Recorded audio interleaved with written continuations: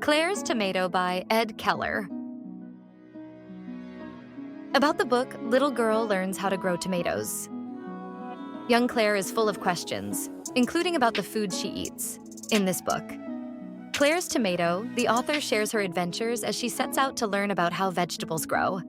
She's thrilled about growing her first tomato, but she is concerned about what will happen to it when it is nice and ripe. Claire's Tomato is an entertaining children's story. It's also a chance for them to learn where food comes from and how they can play a part in providing food for their families.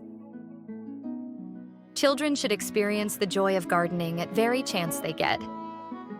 Gardening allows kids to learn a variety of practical skills and promote a protective attitude towards everything they see in nature. Teaching children how to grow their own food helps them realize how valuable our natural resources truly are.